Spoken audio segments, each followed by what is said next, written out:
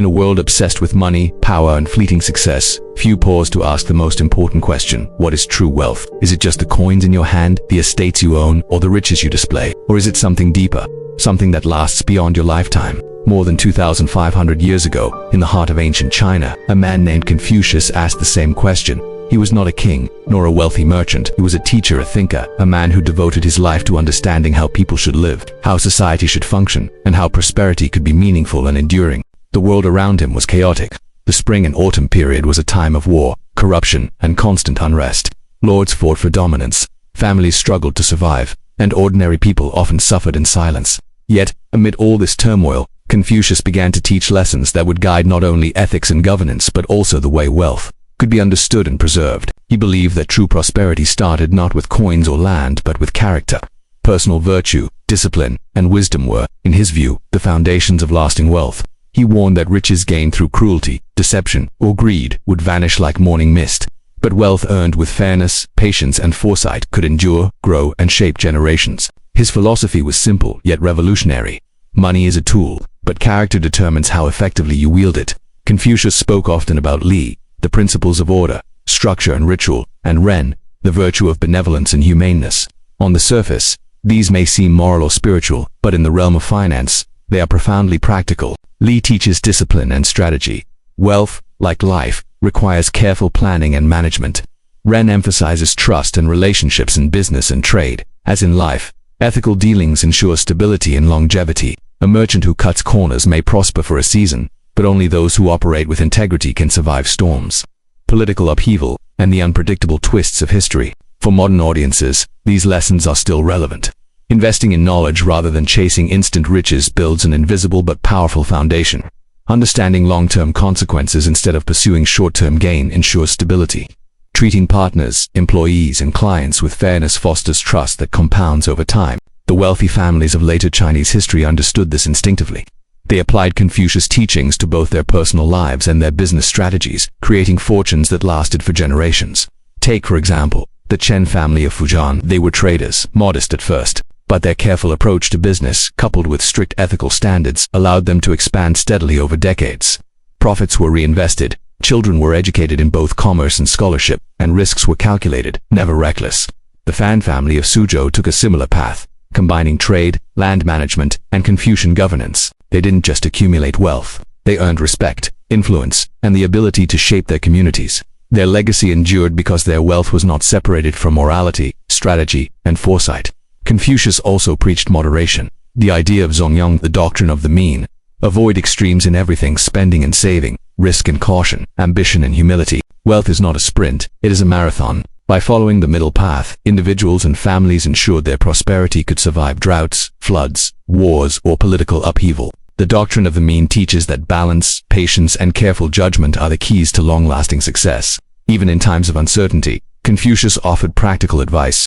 Ancient China was not predictable. Floods could destroy crops, political chaos could wipe out families, and fortunes could disappear overnight. He emphasized preparation and prudence, diversifying resources, cultivating networks of trust, and planning succession carefully were essential to ensure that wealth and influence survived through generations. In essence, Confucian wisdom is a timeless guide to risk management, applicable as much in modern finance as it was in ancient dynasties.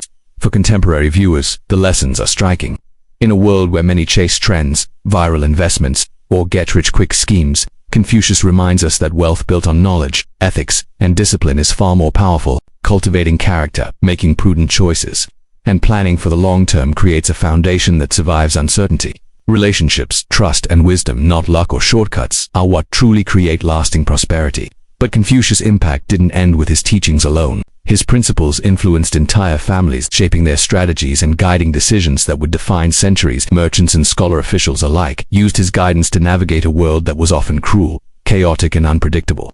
They translated philosophy into real-world action, structured businesses, fair trade, long-term investment, and intergenerational planning. The wisdom of a single teacher became a blueprint for centuries of financial success. And it wasn't just the elite who benefited.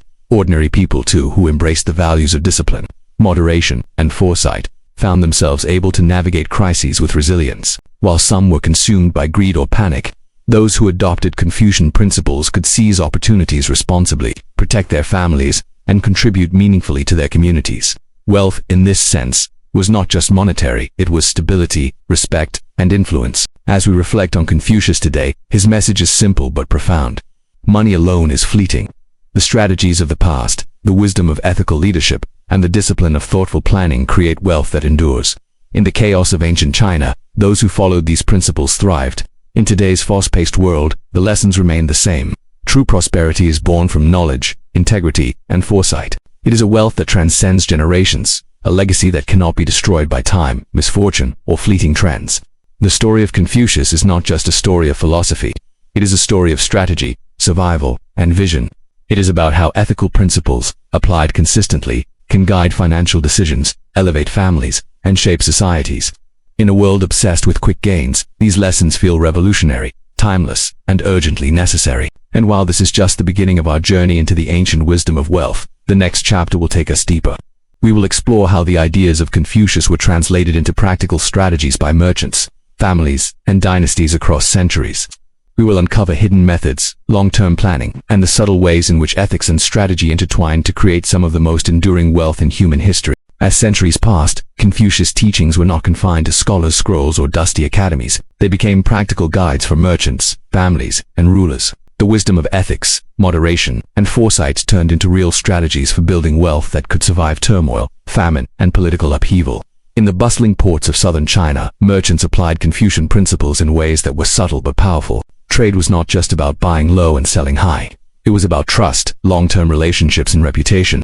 Merchants who honored agreements, treated employees fairly, and invested in knowledge earned far more than those chasing quick profits. Their networks spanned provinces, linking towns, cities, and distant markets. Each deal reinforced a reputation that could open doors in the next city, the next generation, or the next dynasty. Families who embraced these principles also learned the art of intergenerational planning. Wealth without foresight was fragile. Confucian merchants ensured that children were educated not only in trade but also in ethics, that estates were divided wisely, and that profits were reinvested prudently. The Chen family of Fujian, for instance, expanded from local markets to international trade while maintaining a reputation for fairness and integrity. Their legacy lasted centuries because success was anchored in moral discipline and careful strategy, not luck or exploitation. Meanwhile, across the country, the dynasties understood that prosperity was more than just collecting taxes or conquering lands. The principles Confucius espoused, moderation, foresight, and ethical governance, became blueprints for sustainable statecraft. Emperors and ministers who followed these ideals invested in infrastructure, irrigation, and education, creating wealth that strengthened society as a whole. Land was managed carefully, trade routes were secured, and skilled labor was valued and protected. This approach ensured that dynasties could survive political turmoil and leave lasting economic legacies. Consider the Han Dynasty, whose administration carefully applied these lessons. They invested in public granaries, standardized currency, and created educational systems that trained officials to act with integrity. Wealth was not hoarded by a few. It was structured, managed, and expanded through ethical governance and thoughtful strategy. Confucian principles had become embedded in both private and public wealth building, creating a stable society where prosperity could endure. The lessons did not stop at empire-level wealth. Ordinary citizens who adopted Confucius' teachings saw the power of disciplined living and prudent investment. Farmers who diversified crops, artisans who trained apprentices carefully, and shopkeepers who built reputations for fairness all benefited. Their wealth may not have been monumental, but it was resilient, transferable, and respected.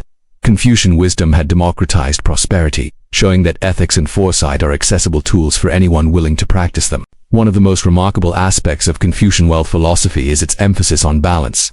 The doctrine of the mean teaches that extremes are dangerous, excessive ambition leads to risk, and excessive caution leads to stagnation. Similarly, wealth hoarded selfishly can collapse under external pressures, while reckless spending leads to ruin. By walking the middle path, Confucius showed how wealth could grow steadily and withstand the unpredictable tides of history. This principle guided merchants, officials, and dynasties alike, ensuring that fortunes were not just gained, but preserved. Even in modern times, these lessons remain strikingly relevant.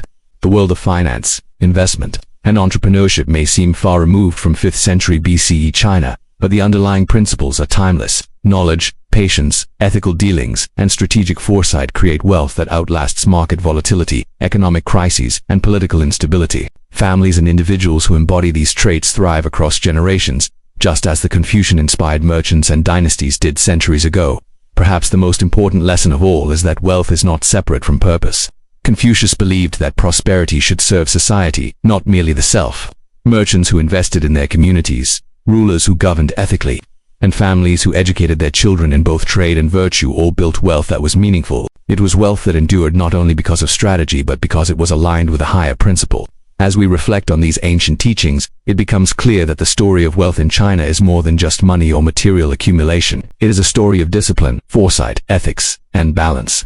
From the scrolls of Confucius to the bustling markets of Fujian, from dynastic capitals to ordinary villages, these principles shaped decisions, guided actions, and created prosperity that lasted centuries. For viewers today, there is a powerful takeaway. In a world obsessed with quick returns, viral trends, and instant gratification, the ancient wisdom of wealth teaches patience, planning, and ethical strategy. True prosperity is not a fleeting accumulation, but a foundation for life, family, and society. Those who understand this principle can navigate modern challenges with clarity, just as merchants and dynasties did in the shadows of history. As the story comes full circle, it is evident that Confucius' legacy is not confined to philosophy textbooks. It lives in the strategies of families who endured, merchants who thrived, and societies that built lasting wealth. Every decision rooted in foresight, integrity, and balance echoes the teachings of the ancient sage. The greatest fortunes are not simply inherited. They are crafted carefully, ethically, and intentionally, bridging the gap between history and the present. So, the next time you consider wealth, remember that it is not merely the gold in your hand or the property you own. Wealth is the discipline to act wisely, the patience to endure, the foresight to plan, and the integrity to honor your commitments. These are the lessons Confucius left for us, timeless strategies that remain as relevant now as they were 2.5 millennia ago. Wealth is not a game of luck. It is a path walked with wisdom, ethics, and patience. And those who follow it do not just accumulate money, they build a legacy that, much like the teachings of Confucius, can survive the chaos of the world and inspire generations yet to come.